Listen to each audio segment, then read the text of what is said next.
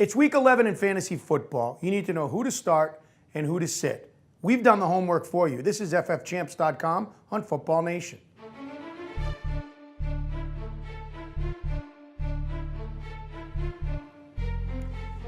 And for our weekly Champs and Chumps segment, we turn to Billy Enright, as usual, from ffchamps.com. Billy, quarterbacks, who we starting and why? All right, how about Andrew Luck, the rookie for the Indianapolis Colts? He's been on fire lately. 2 touchdowns in the 3 of those last 4 games. He's ranked number 5 this week on the FFCPI at ffchamps.com because he's playing the New England Patriots defense that stinks when it comes to stopping the pass. They're in the bottom 5 of the league for allowing most points to opposing fantasy quarterbacks. Get Andrew Luck into your lineups. And another quarterback I like is Carson Palmer of the Oakland Raiders. Now, a lot of his stats are coming in garbage time, but that doesn't matter in fantasy football. As long as he's performing at the end of the game, that's what you need to win your lineup. He has a great matchup this week against the New Orleans Saints, dead last in the league when it comes to stopping the pass. You're advising to sit Joe Flacco, the guy who just put up 55 points. Wasn't that the most points scored in the NFL last week?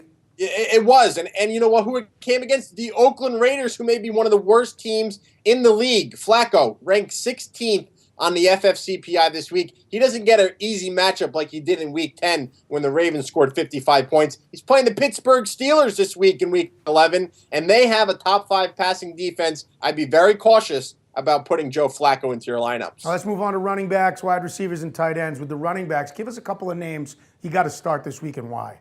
How about Steven Jackson from the Rams? S-Jax, he's back. Great game against the San Francisco 49ers, who have a really good run defense. S-Jax, over 100 yards and a touchdown. This week he's playing the New York Jets, who ranked 24th when it comes to stopping the run. S-Jax, certainly someone you could be putting into your lineups. And then another guy is Reggie Bush. I know he's been burning fantasy football managers lately, but you can't pass up this matchup. Playing against one of the league's worst rushing defenses in Week 11, I think Bush bounces back in a big way.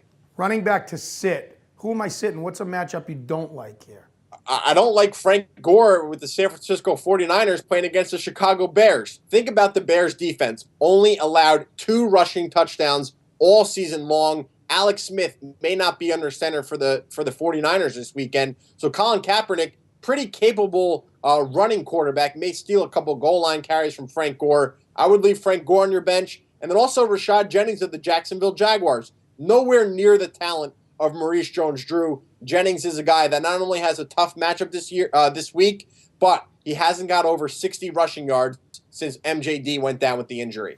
To me, Billy, when it comes to wide receivers, this is a time of year where they can be most valuable by winning you a week, by picking somebody up who could carry you right into the playoffs and maybe beyond. Give us a couple of names this week, wide receivers, who could win you your league this week. I love Steve Smith's matchup with the Carolina Panthers going up against the Bucs' 31st passing defense. Steve Smith is a guy that, even with the quarterback struggles of Cam Newton, Smith has double-digit fantasy points in 3 of his last 4 games if you're in a PPR league. I think Smith is the guy that, again, regardless of Cam Newton's struggles right now, Smith is still getting it done, and that's key for those of you with him on your fantasy squad. And then another running wide receiver that I like is Denarius Moore. We mentioned his quarterback a little bit earlier. Moore, 4 of his last 6 games, he's gotten into the end zone. Has a great matchup against the New Orleans Saints this week.